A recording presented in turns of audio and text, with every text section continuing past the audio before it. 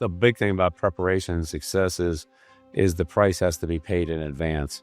You have to put in the work before you get any results. But if you can eliminate all those things, then you can actually make progress on being a better football player and winning games. Was there ever a time where you kept a player on the roster who might not have made it from a talent level, but sheer work ethic sort of kept them around, not only because they were improving, but because they made everybody else prepare harder? Yeah, absolutely. Let's start with Tom Brady. Welcome to the Knowledge Project. I'm your host, Shane Parrish. In a world where knowledge is power, this podcast is your toolkit for mastering the best of what other people have already figured out. Today's guest is Bill Belichick. Coach Belichick is an 8-time Super Bowl champion who's widely considered the greatest football coach of all time.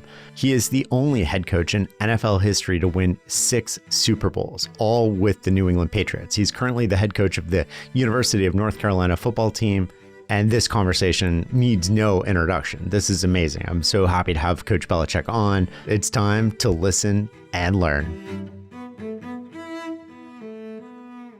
When I thought about where to start, I think the place that came to mind was the sign you had in the Patriots facility.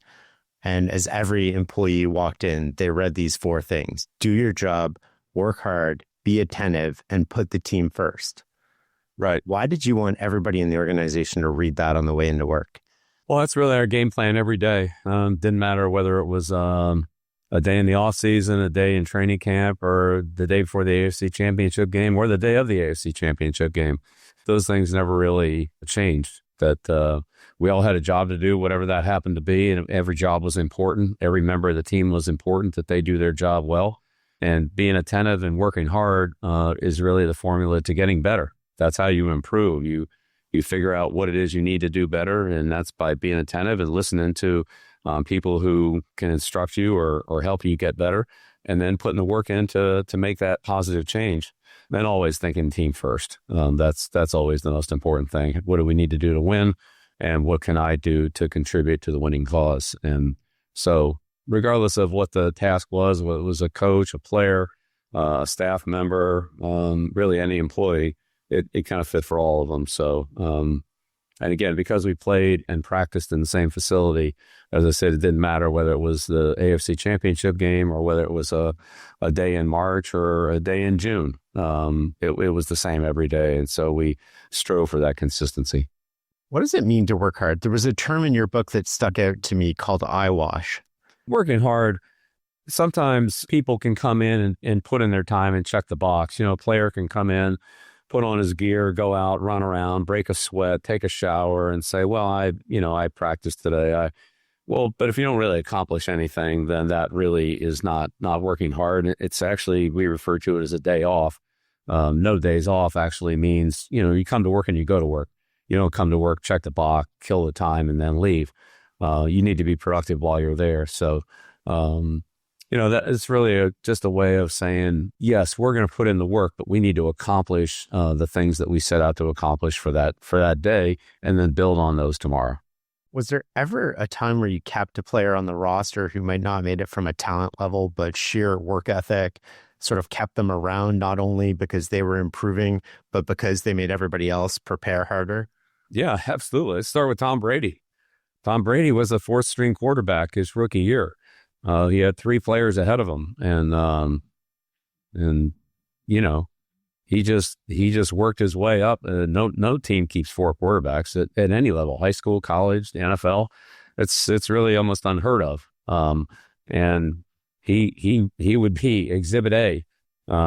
Steve Neal, a guy who never played high school football, never played college football, was a wrestler in college, and then became an offensive guard, started for us for 7 years. Julian Edelman, who played quarterback in college and then became a receiver and a punt returner, 2 positions that he never played in college in the NFL, and became very good at them. So yeah, absolutely. That work ethic and that day-to-day improvement, when you just stack those days together on top of each other for a sustained period of time, it levels out the talent. Sure, talent's important, but guys with a great work ethic and who really are committed to improving can catch a lot of players with more talent who don't work as hard. Is there an example of a player who just had outrageous talent but didn't work hard at all that sort of ended their career a lot earlier, or they never made it? They got to the big league and then they sort of just faded away. Yeah, sure. I mean, there are lots of them. Unfortunately, I referred to one of them in the book that, talked about coming in and being a running back and, being a combination of, two great running backs that were in the Hall of Fame. And, I think he had barely 100 yards in his entire career. So it's, talent's one thing, but the application of turning that talent into being a productive football player and a great teammate, is it's hard to do. It's not that easy, and talent gets you through high school. It might get you through college, but once you get to the NFL level, that talent, that field levels out, and there are only a few players that have such elite talent that they don't have to work very hard and can stay better than a lot of their competitors. For the other 95%, if they don't stay on it, they're either going to get replaced, or in a lot of cases, players that don't trade hard will get injured and their careers will get cut short that way because they don't, commit to a good training regimen.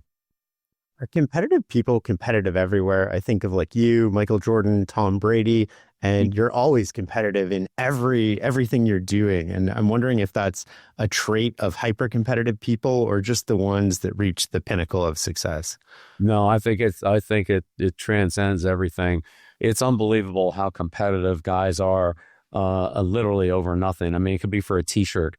There's guys are making millions of dollars, and it's for a T-shirt or not having to run a couple sprints or an hour later on curfew. They'll compete, and honestly, it isn't even necessarily for the prize at the end. It's just to be able to say, I won, I competed, and I beat you today. Or even if they don't win, just the love of the competition, the love of the prize. And fighting for that, the pride to say, hey, we would have a lot of team competitive events like, for example, a trivia, or know your teammate, and, ask questions about different teammates of, maybe what position they played in high school, or maybe another sport they play, or, some other random fact about teammates, and play offense against defense, or the wide receivers against the DBs, or the O-line against the D-line, and the rookies against the veterans, and, create different competitions, and whether it was free throw shooting or cornhole or trivia, or, all different things like that. Guys that like to compete love to compete, and it was a lot of fun actually to move some of the targets around for the competition. Some guys are good at free throws, some guys are good at trivia, some guys are good at, closest to the hole golf shots, whatever it is. But it's just fun to see them compete. One of the best things we did, Shane, was we would have usually one of our rookie offensive and defensive linemen would compete against each other to catch a punt. Right. And so you put an offensive tackle and a defensive tackle back there, and you go one at a time, and the punter would punt, and, we'd make sure that it was at least 4 seconds hang time.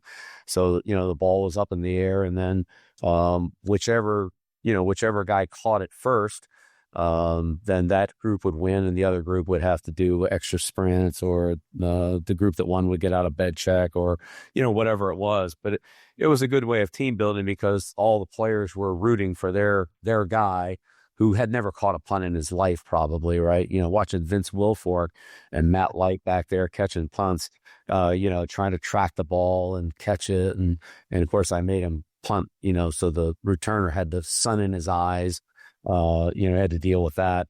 But, to watch those guys do something they hadn't done before for some type of a reward was a great team building exercise. And they love to compete. Competitors are the guys that really love to compete, are honestly the guys that get the most out of their talent, because they just are determined to work hard, prepare, and go right to the very end. They might not be as talented as somebody else, but they play and compete, to the max. You mentioned The Last Dance in your book. What was your reaction to watching that? I mean, I thought it was awesome. And, Jordan's one of the greatest competitors in any sport ever.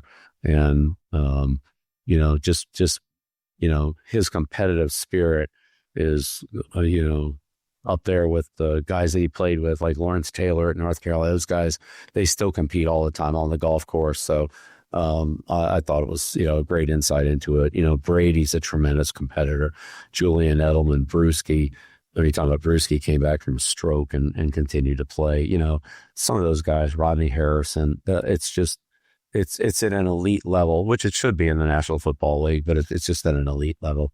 I think one thing that surprised a lot of people when I talk to friends who maybe casually follow sports, it was how much, Jordan's teammates had maybe a not love relationship with him always. And do you think that's true? I wasn't around him enough to, to comment about that. But I think if you don't really like to compete, that a top competitor will kind of wear you down, and it kind of, I don't want to say resist to it, but, just to resist and compete at that level. So I have seen that from time to time, but the guys that really love to compete, and they just join in there and compete with them. One of the things you said in the book is you cannot win until you keep from losing, which reminds me of inversion from Charlie Munger. What does that mean in a football context? Oh boy. Where do we start? Anything that prevents you from achieving your best, that you control. So it's not the opponent. It's something that happens internally. Examples would be, guys getting suspended for performance enhancing drugs, or guys that wouldn't hydrate and would pull muscle, pull a hamstring, pull a groin, pull a calf, because they weren't fully hydrated. That's not Buffalo. That's not the Jets. That's us. That's us.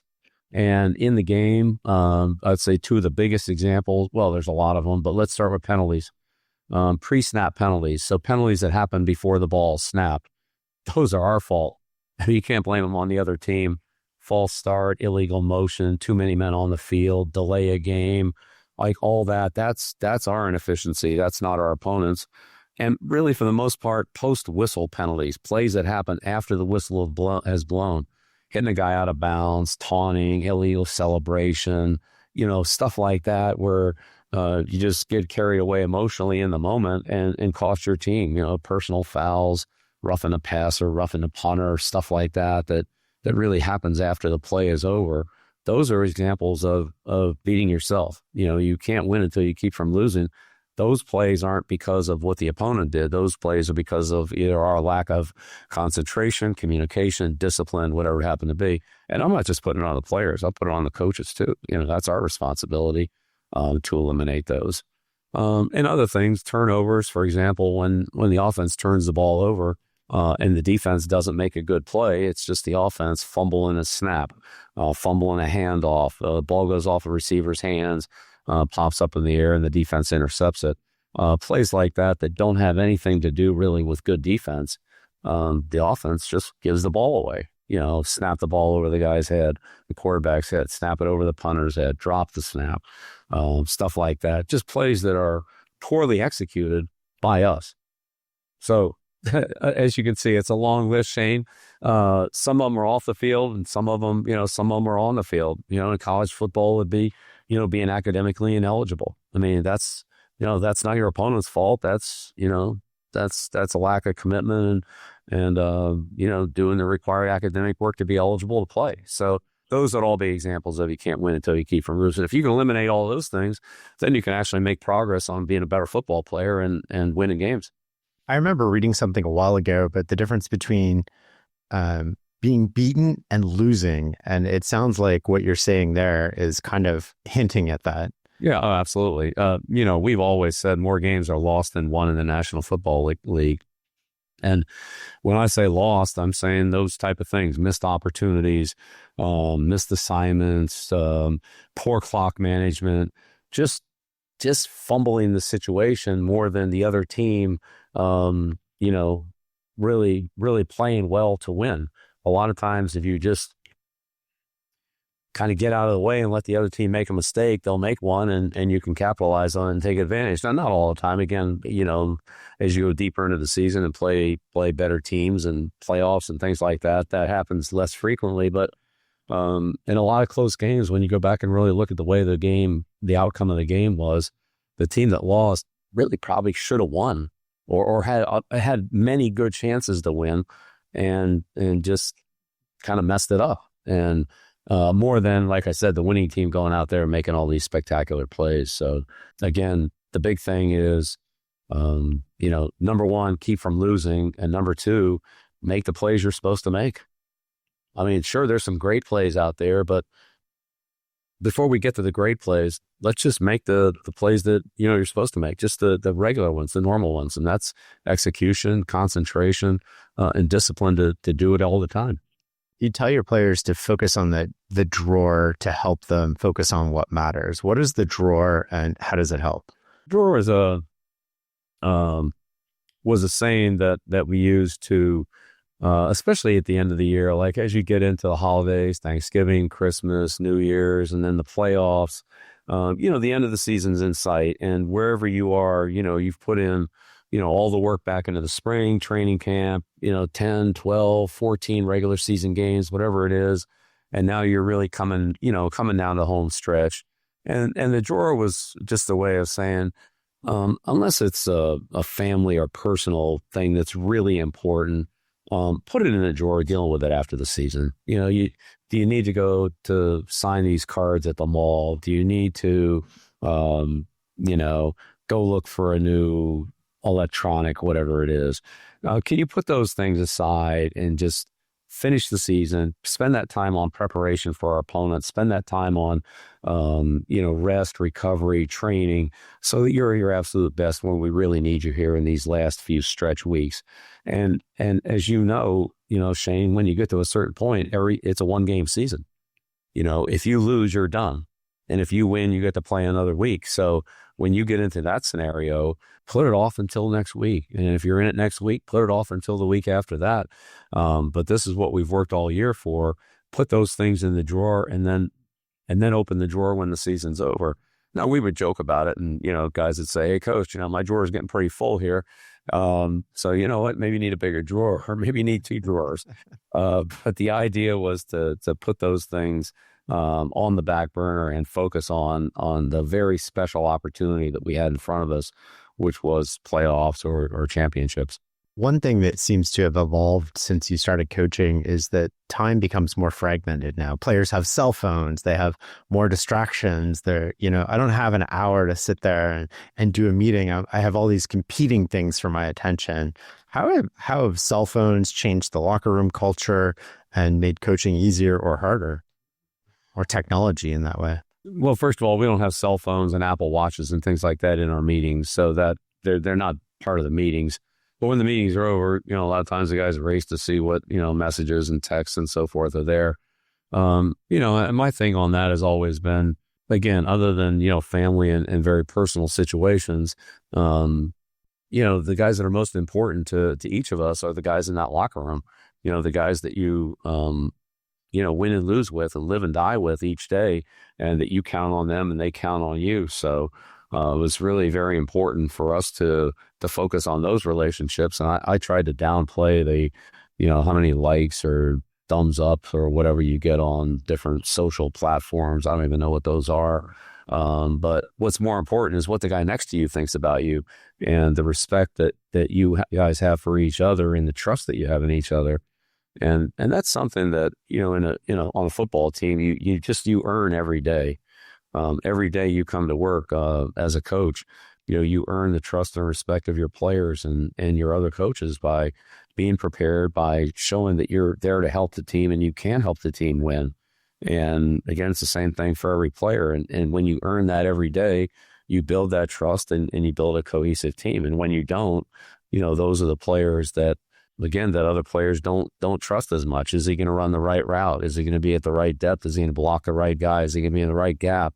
And that causes When you don't know what your teammate's going to do, that causes a lot of hesitation on your part, and you're kind of waiting to see what he's going to do instead of knowing what he's going to do, and then you can aggressively do your job because you're confident of the people beside you. And I learned a lot about that with especially with the Navy SEALs, those elite teams. I mean, Blue Angels would be another example. Those guys fly 18 inches apart, and the amount of trust and preparation and teamwork that's involved in something like that, going 600 miles an hour or whatever it is pretty amazing. But, the SEALs, it's the same thing. Like, everybody's got a job to do, and you learn your teammates so well that you can, even in a dark room, pick out his silhouette or something about him that identifies him.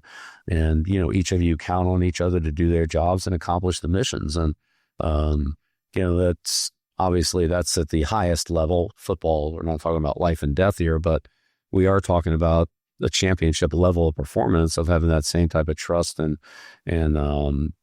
belief and confidence in your teammates, so that you're never questioning what they do, and you can be more aggressive in doing your job. And there's never that look over your shoulder of, is he where he's supposed to be? If he is, then you can perform better. So, those are kind of the themes that we try to instill there.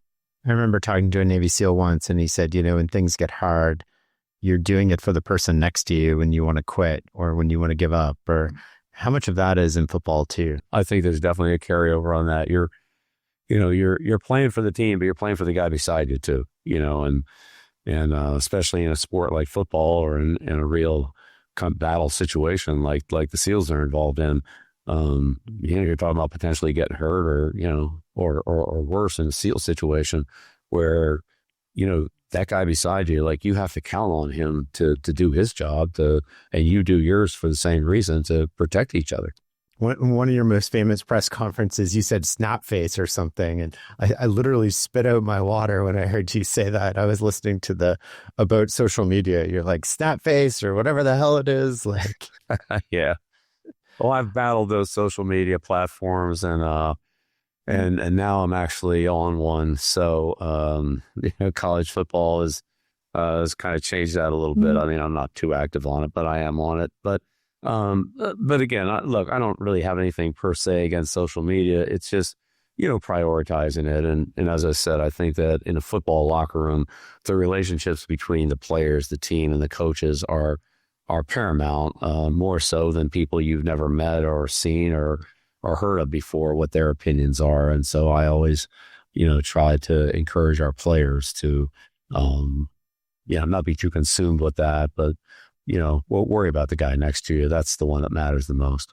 How is technology changing the way that players prepare, in the sense of, the story that comes to mind is sort of Jaden Daniels last year using VR to get more reps. Walk me through how technology is changing and where it's really impacting people who are willing to put in the work. Yeah, that system that Jaden Daniels was referring to is one that he used at LSU and then also used with the Commanders last year. It's actually one that we have as well. It's one that's very hard to get. It's only available very selectively, and so I'm pretty familiar with it. And it's an incredible system. It enables you to see the game, in a pair of goggles, in real life, in real space. And it actually feels like you're getting hit. It feels like you're right in the middle of the game, but you're actually able to see things, what you do, and then you can program in what your opponents do to create a very realistic picture. And then you're also able to adjust the speed. So you could actually play the game at, let's call it 105 or 110% of the actual speed, so that theoretically you're having to react even quicker than you would in a real game situation. So I can see, how that could really help, especially for skill positions like quarterback, or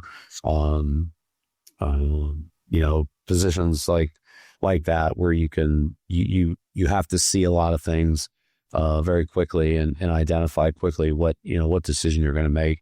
That's true of every position, but quarterback especially, when you talk about distributing the ball, and also for a player who's injured. So let's just say that you had a leg injury and you weren't able to practice or run full speed for a couple of days. you could actually see the game through this product and get your recognition, your reads without actually having to run and be involved in a situation that physically you're just not not ready for. But I'd say a lot of the other technology is just, things that maybe make it go a little bit faster, ways of grouping plays together, or grouping situations together that, allow you to research and analyze those things a little bit quicker. But that's probably about across the board, about the same for everybody. We all have the same opportunity on that. I mean, ultimately, a lot of those situations come down to preparation, but also maybe a gut feel of the way the game is going. You said in your book, the price of success is paid in preparation, but you also said it was a way of working. What did you mean by that? Well, I think the big thing about preparation and success is the price has to be paid in advance. You have to put in the work before you get any results. So there's no way to honestly know how good your preparation is or isn't. That's why I always try to emphasize, keep preparing, keep working. You don't know what the other guy's doing. He might be, working just as hard as you are. And that preparation, it can't be after the fact of like, oh, I wish I would have studied more. It's too late at that point. You have to do it on the front end. So getting in condition, studying, preparing on your film and your opponents and all that, like those things are all have to be done on the front end. And, a lot of times, there's, I would say, a little bit of a tendency to just sort of let up on the preparation. Well, I've watched some film. Well, I've done some extra sprints. Well, I've done this, I've done that. Well, is that enough? Is it really enough? And if you do more, will it make a difference? Not to the point of diminishing returns, but to a point of, comprehensive preparation. So that's really what we try to emphasize on that. The way that I think about that is sort of the pain of losing is sharp, but it's over fairly quickly. But the pain of regret, not putting in the work, not doing the things, you didn't leave it all on the field, that lasts forever. Exactly. That's exactly it. The pain of regret is much more than the pain of preparation. Absolutely. I think you had a 24-hour rule, sort of after win or losses, you have 24 hours to think about it, and then you move on. Is that? Yeah, that's right. Yeah, you play the game, you go back, you analyze it, what do we do well, what do we do poorly, what do we need to do better, what adjustments should we have made, what coaching errors did we make, and so forth. And then you factor all that into, how does that affect this next week? Sometimes there's a lot of carryover. Sometimes the team you play the following week is completely different, and some of those lessons may not really become applicable for a week or 2 weeks or 3 weeks until you see a similar type of opponent. Say like a scrambling quarterback, maybe you play 2 or 3 weeks where those quarterbacks aren't too mobile. And then when you get up against another scrambling quarterback, you go back and look at, how do we need to handle this better, against this type of an opponent. So, but yeah, you look at all those things after 24 hours, win or lose or draw, you take your lessons and you decide how you're going to incorporate any of those things into this week's preparation and practice, what we're going to do differently or maybe do more of or do less of, whatever it is. And then you're done with that and you move on to your opponent and spend the next 5 days, 6 days, whatever it is, of just, digging in on that opponent and what they do. Talk to me about the relationship between the best talent in the world and you're playing in the NFL, you're coaching in the NFL, and confidence. Well, again, it's all relative, Shane. I mean, as good as the players are in the NFL, the guys on the other side of the ball are pretty good too. And, I'd say every team, generally speaking, every team has about, 5 or 6 players that are elite, have elite payments, elite contracts. Mm-hmm. And then you might have some younger players in their first through fourth year, 2 or 3, 4, whatever those that are elite players that just haven't hit those top contracts yet.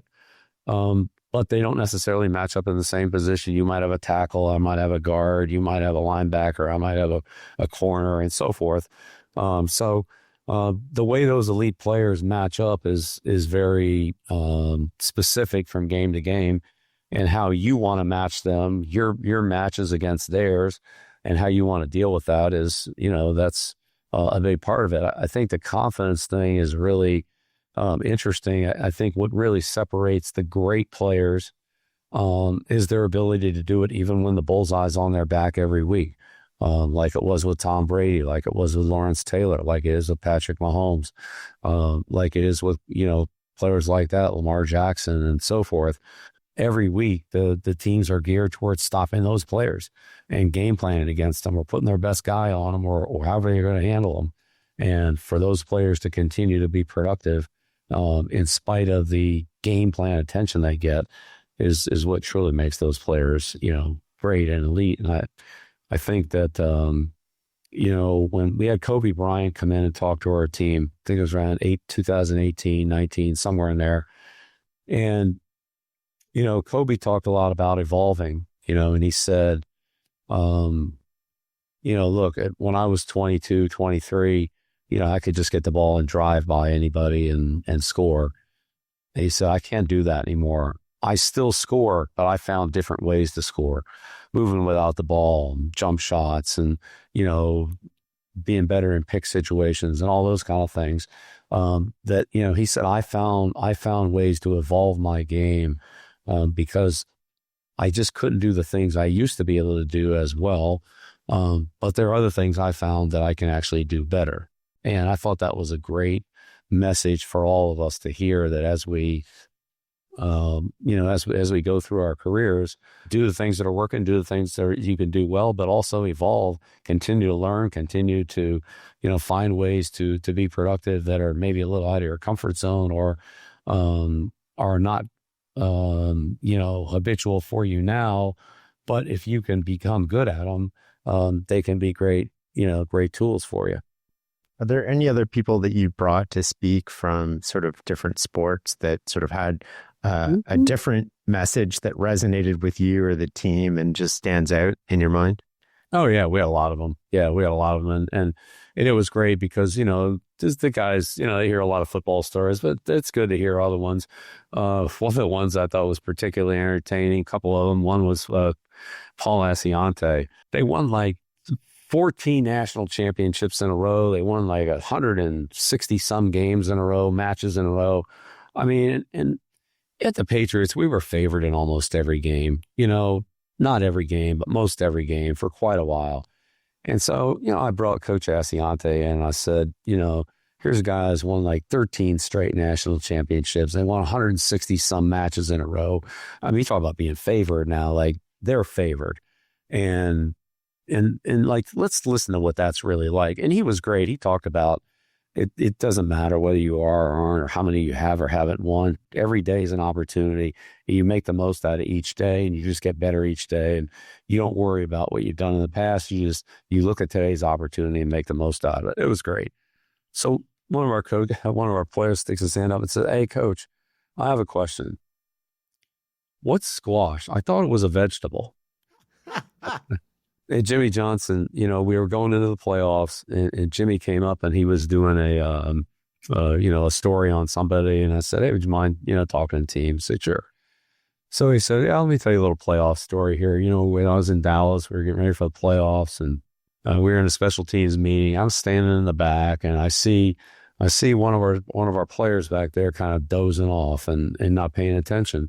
And he said he wasn't a starter, but he played in special teams."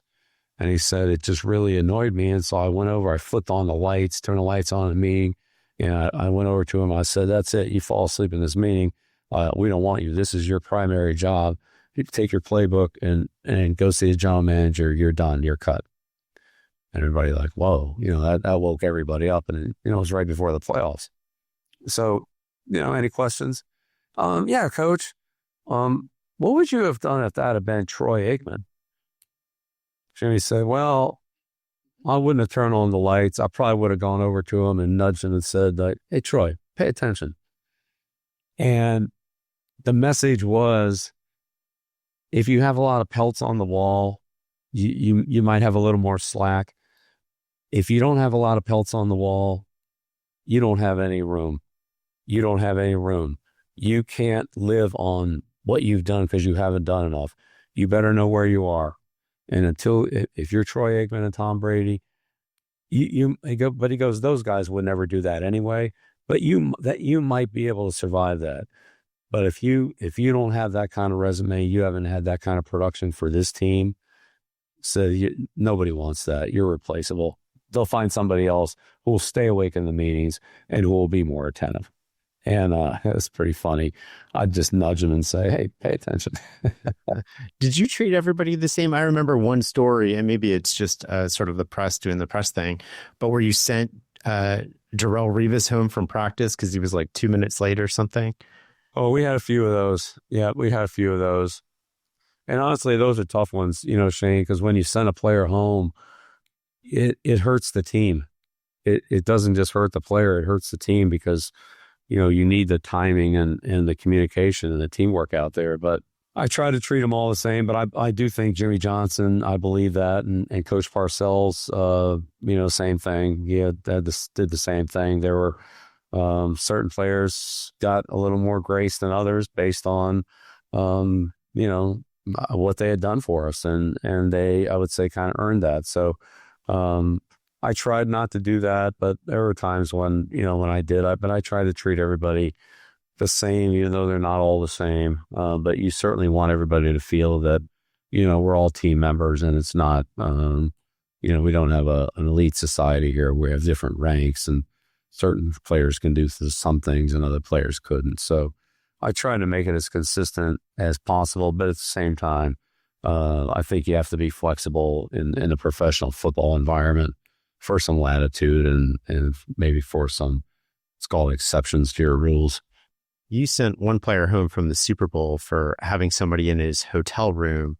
Was that a hard decision, or was that how did you make that? Was that team first and you violated the rules, you're out? Or I made it very clear before we went down there that it was a business trip, and yeah, we had a great year, and we were all celebrating the Super Bowl and what we had accomplished to get there. But here are the rules, and you don't have to break the rules.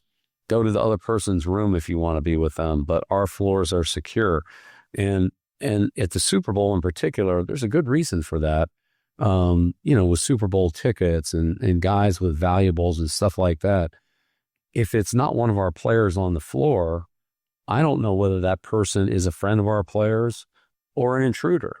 There's really no way to know. And no matter what, unless I knew the person for some reason, but you know what I mean? You just don't know who that person is. So our policy was players only on the floor, period. That's it.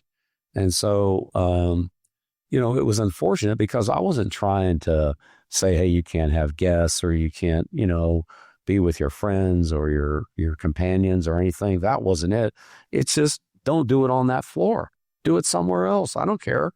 And again, I was trying to protect the players by not having people on our floor that we didn't know that could roam in and out of rooms or could, and if you don't remove those people, then you end up with, potentially somebody leaves their room, then that person walks in, and then you have a big mess on your hands. So that was our policy, not just in that game, but everywhere. But unfortunately, because that game was, we were there for 5 days, I just felt like it was a blatant violation of our rule.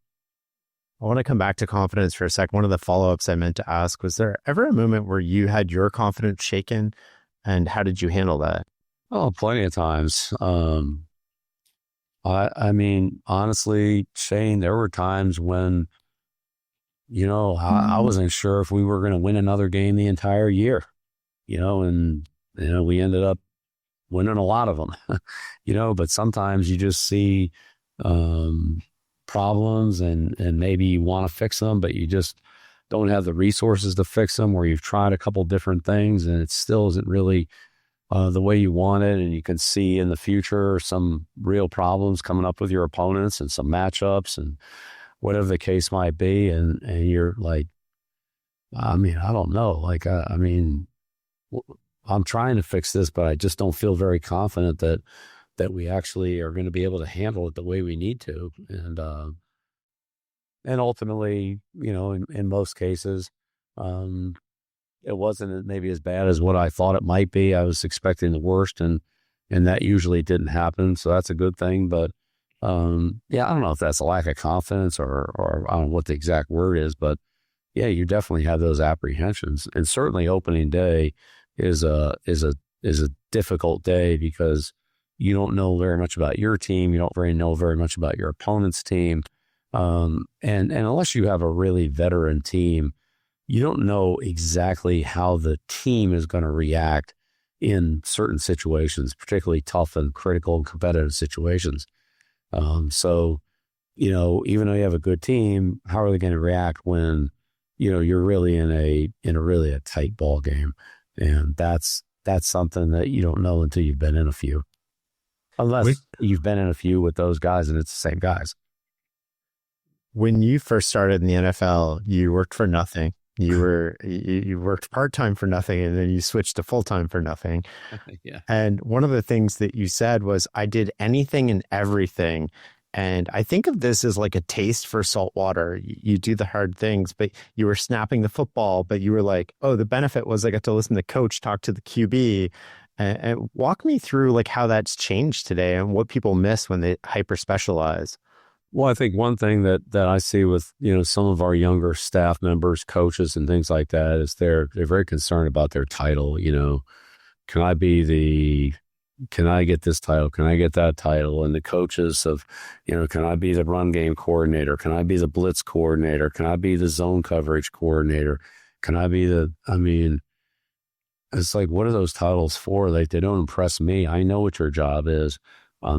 Do you need that title to, validate what you're doing? Or is it for somebody else? And I'm not really interested in helping somebody else. We all know what we do here. Honestly, I was a general manager for almost 30 years of my NFL career, and I never had a general manager title. And that was never important to me. I doesn't care about what the title is. You do the job that you have to do. So I see that. But for me, when I look back at it retrospectively, Shane, the big thing was I was so low on the totem pole that I did all the jobs at the very bottom of the organization. I shot film. I lined the fields. I moved equipment out there. I ran off Xerox copies. I, made notebooks. I sharpened pencils. I did all those things. And as you move up in the organization, it really helped me because I understood how everything functioned, at the level of, making things work, deliveries and, mail and stuff like that. All those things that needed to happen. I understood kind of the process of it, how it worked and what was hard about those jobs and what wasn't hard about those jobs. And as I, gained more responsibility in the organization, I was always able to show appreciation for the people that were doing those. Like, hey, I know this is really hard, or hey, I know this is a tough week. I could sense what you're going through. And I think that built some, camaraderie and trust there. But also, it helped me understand how everything worked. And there were multiple times when people would come to me and say, oh, coach, we can't do this. We can't do this. We can't do that. And I said, wait a minute, I've done that job before. We can do that. Here's how you do it. This is how you make this work.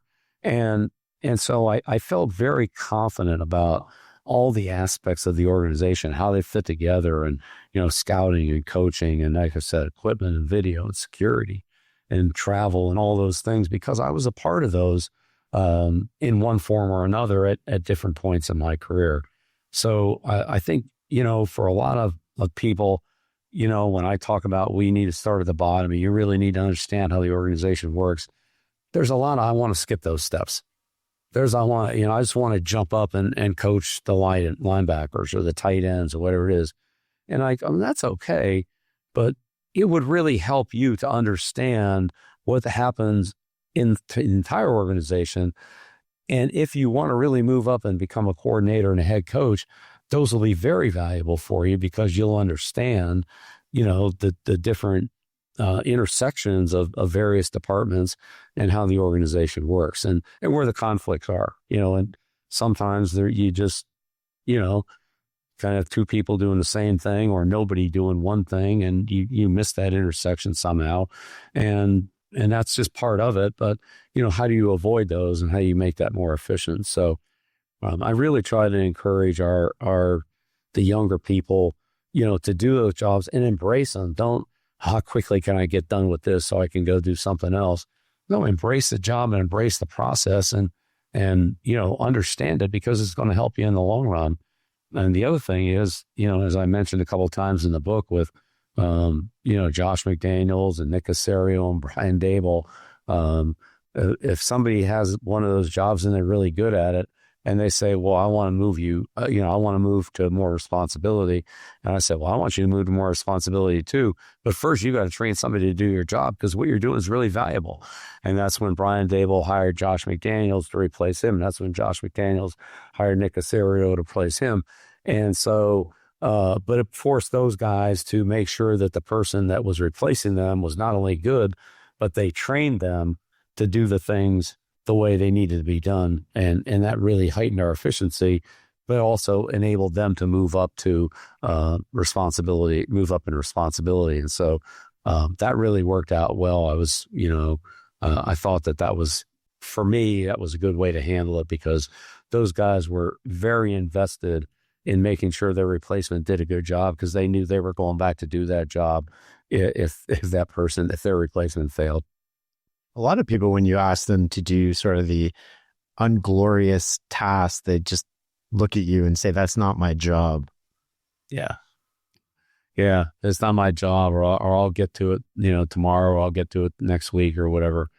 And those are, I mean, I don't like to have those type of people, around. And sometimes it's inevitable and you have to put something off. I mean, I get that, but, the quicker you get it done, the quicker you can move on to something else and be more productive. And, the more you procrastinate it, then, it just slows everything down. So, there's got to be a priority system. I mean, I'm fully aware of that, but, but people that want to put stuff off and kind of hope that it won't need to get done, they didn't do very well in our organization.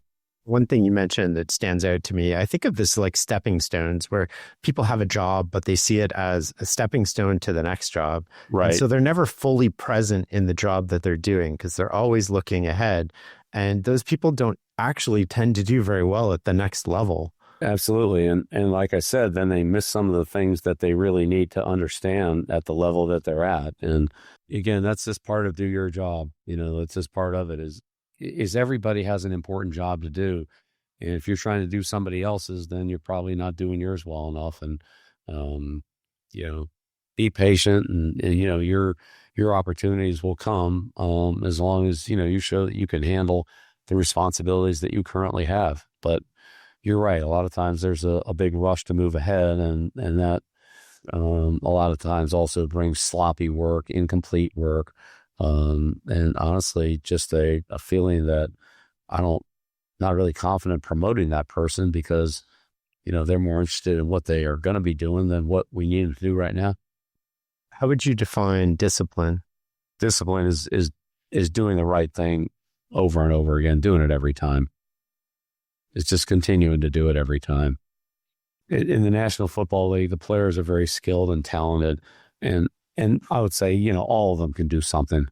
They can all go out there and produce, plays at a very high level. The discipline is what really separates the players, is their consistency and their discipline to do it over and over again. So you can count and depend on them, at a very high rate. Are there any stories in your mind that stand out about discipline or consistency involving players you've coached? Well, I mean, I told the story of Edelman, catching balls before the Super Bowl, tennis balls and stuff like that. I mean, those kind of things that, that players do. They have a routine, and, if a guy's played 8, 9, 10, whatever years, if they skip a day in their routine, I mean, is it going to be the end? Probably not. But they're just so disciplined and so consistent to just continue to do it, and maybe even do just a little tiny bit more, to make sure that they're prepared for the game, especially the big games. That's just who they are. So, I mean, I really respect that. But it's a little bit like the shopping cart. when nobody's looking, are you going to take a shopping cart back and put it in the, where it belongs, or just leave it there in the middle of the parking lot? And it's the same thing with a really disciplined player and teammate. Is he going to be disciplined to, go in and get treatment after practice, even though it's 2 days before Christmas or, whatever it is? Where is he just disciplined to not let something get in the way of his productive routine? And that's, the guys that do that, I would say for the most part, have had very long and productive careers. And the guys that haven't have careers that go to a certain point with talent, but they don't have the same kind of longevity and consistency of a player like Matt Slater or Devin McCourty or Tom Brady or guys like that people keep saying you just keep waiting for those guys to drop off. Well, they're a year older, they're a year older, but you don't see the drop off because their routine and their discipline is so consistent that they're able to sustain that level of performance, far longer than really what the expectations in some cases are. Do you believe you can motivate people? And if so, how? Oh, I think you can definitely motivate them, and it depends on the person. I think there are different types of motivation. We could, there were times where I think you could really, motivate a player by just, flat out challenging them, based on something that, somebody else said or intimated or something that might have happened in the past. I think you can, motivate people by, especially, sometimes maybe a more selfish type of player, you could motivate by, making him see what the reward is for himself as opposed to the team. An example I like to use, Shane, is if you have a receiver and you want the receiver to come in and block on a running play and come in and block a safety, which is a hard job. Some receivers don't really want to do that. They're really not too excited about that. They want to catch passes. But if you say, well, look, if you come in and block this guy, and we need you to block him as a team, we need you to block him. If you come in and block this guy, then the next time we come in and you'll do the same thing, but fake it, and we'll be able to throw you a pass when the defense comes up to stop the play. Well, the player's not coming in to block him because you asked him to block him, and we really need you to block him. Julian Edelman would do that, but not everybody would necessarily do that. But when they understand, okay, if I come in and do it this time, that opens up an opportunity for me the next time, then they might do it, right? And so now I get what I want, he gets what he wants. There's some management and motivation in there, but in the end, both parties are able to accomplish their goals. I get the team goal, the player gets the individual goal, he sacrifices for the team, but for the other reasons. I think there are different methods of doing that. It really depends on, how the player's wired and maybe what circumstances, you can use. Certainly when you've lost to a team previously, that's a pretty good motivator for most of these guys, because, you take those losses personally. And since we lost as a team, that is everybody. It's not, one guy got a pass caught on him or one guy got tackled. It's a full team loss. So a lot of times you can generate a lot of energy towards your opponent by, referencing that loss or situation that might have happened in a previous encounter. As a leader, how did you know when to be hard on players and when to sort of back off? And I'm thinking, when a player makes a critical mistake in a game and they know they've made a mistake, what's your role in that moment? Well, again, Shane, I think it depends on the mistake. If it's sometimes, something that kind of unexpectedly happens and maybe the player made a bad decision, or maybe he did something that, he's caught that pass 100 times and he's dropped it once and this is the one time. Some of those are a little easier to handle.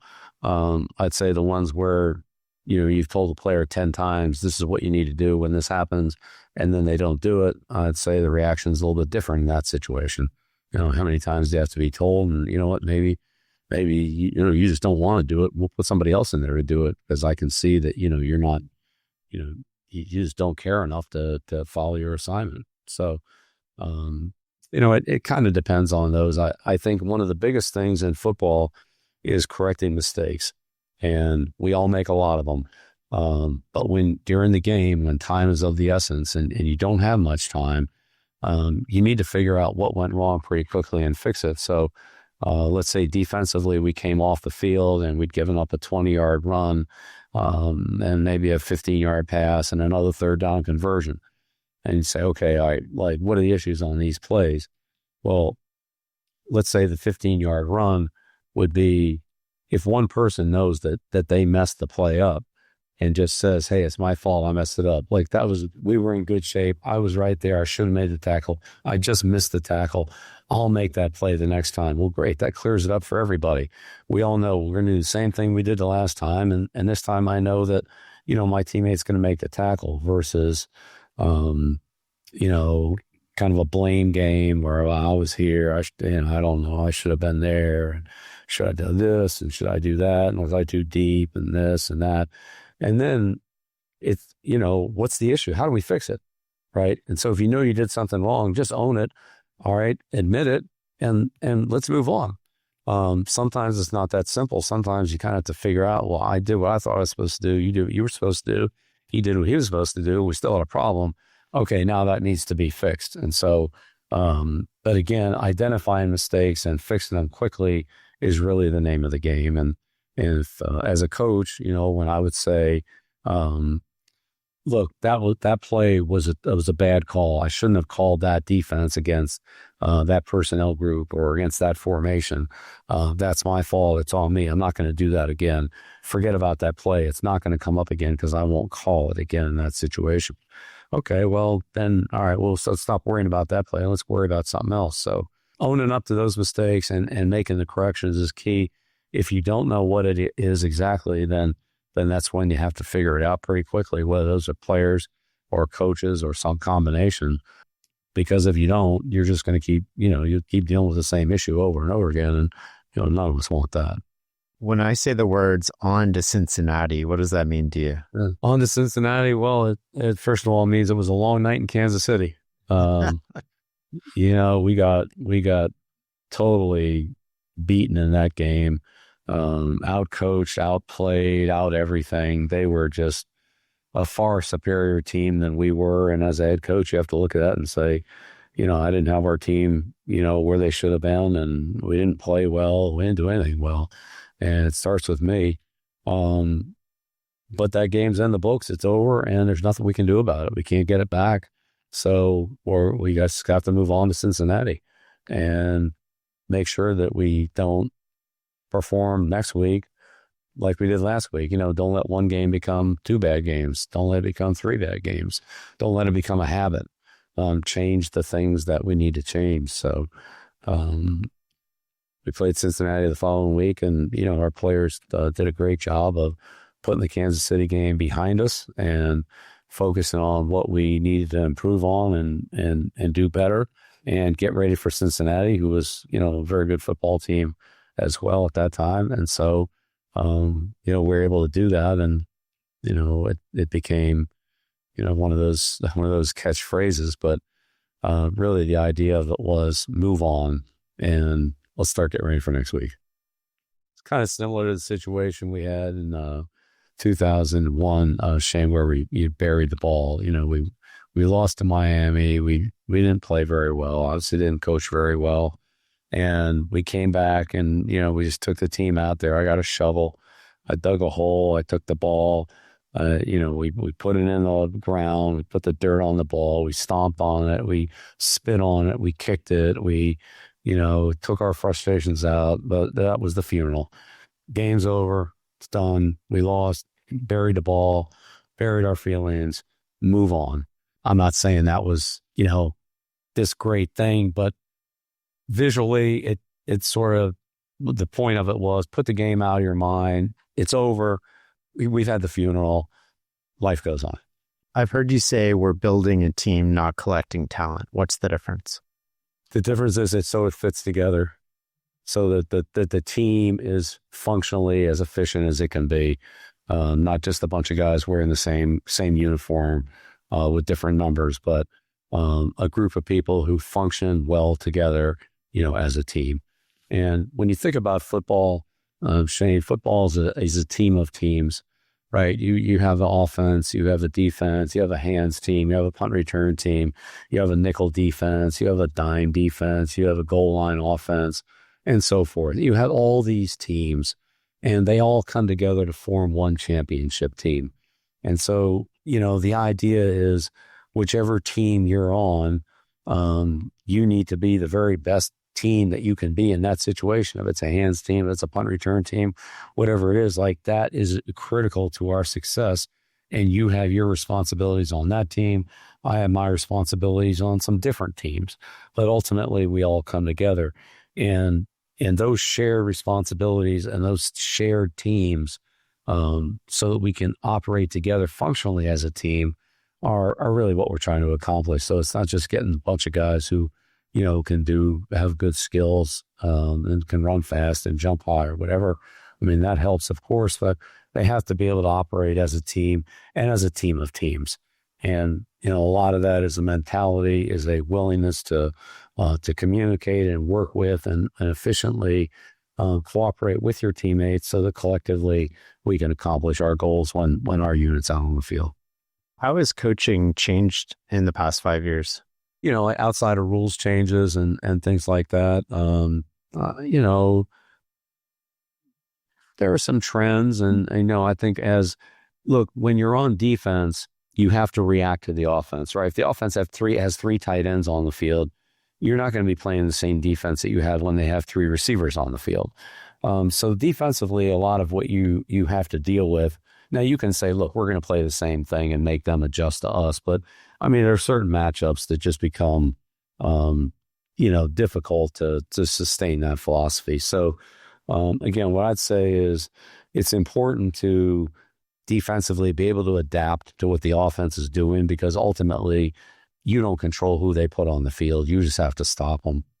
Offensively, you take the talent that you have and try to make the most of it. So I would say in college football, which is where we get our resources from in the NFL, some of that's a function of what's available, what's coming out, what they're teaching in college, what type of players they're developing, because that's really what you have to choose from. So I do think there are some trends, but fundamentally it really comes down to, having good, solid fundamentals, and doing the little things right that will enable you to win your one-on-one matchups. And I'd say I don't think those have changed too dramatically over the years. On the way out of the building, you had a sign that read, "Ignore the noise, manage expectations, speak for yourself, and don't believe the fuel or hype." Can you walk me through those? Yeah, absolutely. Absolutely. Well, speak for yourself is pretty obvious. If you have any comments to make, just make them, personally. Don't say things like, well, Shane's looking really good this year. I mean, he should probably have 15 sacks the way he's rushing the passer, and start making expectations and predictions for other people, things like that.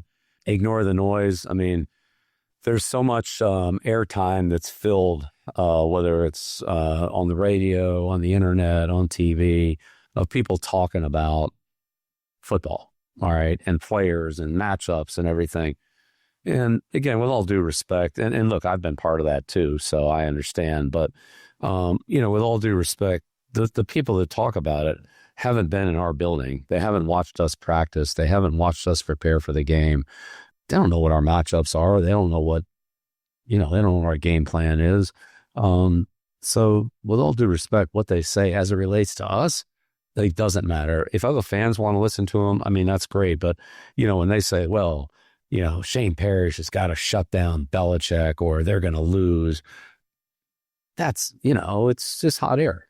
So ignore the noise. It's just ignore what other people who don't know what they're talking about are saying, and focus on what the people in our building, in this room, are saying, what your teammates are saying, how you can communicate with them, how you can anticipate a play and help them react to it, and that kind of thing. Don't fuel the hype. When things are going good, I mean, people can't wait to, you're 3-0 and they're selling Super Bowl tickets and they're already talking about, repeats and all this stuff. And our thing was don't add into that. If other people say it, we can't control that. Once we say it, now we have to own it, And so Belichick says, we should be in the AFC Championship game, and we've only played 4 games. Well, then everybody else has to react to that. Shane, what do you think about what Belichick said? Tom, what do you think about what Belichick said? Gronk, what do you think about, it just creates a distraction. So fueling the hype or believing the hype that 4 games into the season, we're talking about an AFC Championship game is ridiculous. It's just way too premature. So, don't deal with that one. What was the last one? Ignore the noise. Don't fuel the hype. Speak for yourself. Manage expectations. Manage expectations, right. And so, what are realistic expectations? This week, it's to beat the team we're playing. Our focus is on beating Buffalo this week. That's who we play. That's where we're at. In terms of winning the division, which is 8 weeks away from now, don't talk about winning the division. That's not an expectation. We can't achieve that right now, even if we wanted to. It's only the 4th game of the year.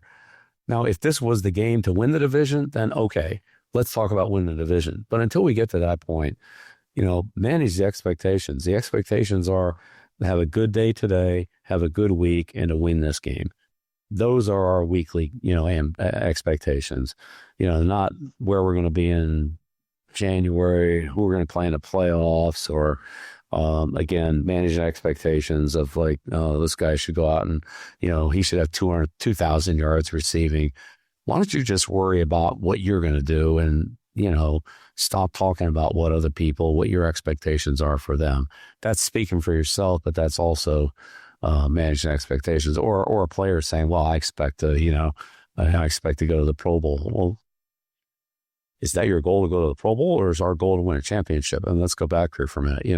What are our expectations? Let's think about what's first things first. Put the team first, and that's, teammate, self. That was the whole, progression of, trying to put the priorities in order for each of us. I want to end, I usually end with one question about success, but I actually want to change that a little bit here and flip that around. And I want to talk about the Atlanta Super Bowl. You're down 28-3. And the thing that astounded me as a fan who's watched a lot of football and a lot of games was that nobody was sort of hanging their head. You look at Brady on the sideline, you're down 25 points and he still had confidence. Yeah. Shane, it's funny. Sometimes you play a game and you feel like you have control of the game, but you don't have control of the score. And that was that game. I felt like we had pretty good control of the game, but we didn't control the score at all. There are other games where you have control of the score and you don't have control of the game. Maybe you're ahead by 10 points, but, they fumbled, they threw an interception, you got a lucky break, and you're ahead, but you really haven't been able to move the ball. You really haven't been able to stop them. They've just fumbled it away a couple times, and you kind of maybe got a lucky play to get your points. And so you feel like you don't have control of the game, but you're ahead on the scoreboard. And what you really want, of course, is to have control of the game and control of the score. But in that game, we had a real confidence at halftime when it was 21-3 that, we'd given up a touchdown on a 3rd and goal from the 12. We gave up a pick 6. We fumbled going in. We missed some opportunities to maybe be tied, or could have even been ahead in the game at halftime, 10-7 or maybe 10-10, something like that. And so, yeah, the score was bad, but we felt like we had control of the game. Well, then they go out and score, make it 28-3. And now I'm thinking, we might have control of the game, but 25 points is a lot to make up. And there's a lot of things that have to go right. So 2 2-point conversions and a strip sack and 2 kickoffs where we tackled them inside the 15-yard line so they couldn't get into field goal range, and another sack and another holding penalty. And literally everything went right for us in the last, 20 minutes of the game. There was no lack of confidence because we actually felt like we had control of the game. We were moving the ball. We were playing good defense, but we just had a couple of bad plays in there that skewed us and skewed the score. But once that kind of settled down, we were okay. And then once we kind of got rolling again, we had some plays that we needed to make, and we made them, on both sides of the ball and in the kicking game on those kickoffs. So everything had to go right, and it did. And we were very fortunate in that one. I really appreciate you taking the time today, Coach Belichick, and thank you for writing The Art of Winning. I loved reading it. It was a great read. Thanks, Shane. I appreciate it. Thanks for the opportunity to be on. It was a pleasure. Enjoyed speaking with you, and I look forward to catching up down the road. I just would be remiss if I didn't, say how much, Michael Lombardi has contributed to my career and indirectly to this book. I mean, a lot of the things that we talk about and I talk about here are things that I share with Mike or that Mike helped me do. And, it's great to be able to work with Mike, at North Carolina. But he's a great motivator, very well organized, very efficient, and, is an excellent partner to build the program down there. So, I really appreciate all of, not only Mike's help, but his guidance and his, the daily coach and the, the motivation that he puts out on a daily basis is something that, we all look forward to and enjoy at Carolina. I'm looking forward to getting down there and watching it again. Look forward to having you, Shane. Thanks for listening and learning with us. Be sure to sign up for my free weekly newsletter at fs.blog/newsletter. The Farnham Street website is also where you can get more info on our membership program, which includes access to episode transcripts, my repository, ad-free episodes, and more. Follow myself and Farnham Street on X, Instagram, and LinkedIn to stay in the loop. Plus, you can watch full episodes on our YouTube channel. If you like what we're doing here, leaving a rating and review would mean the world. And if you really like us, sharing with a friend is the best way to grow this community. Until next time.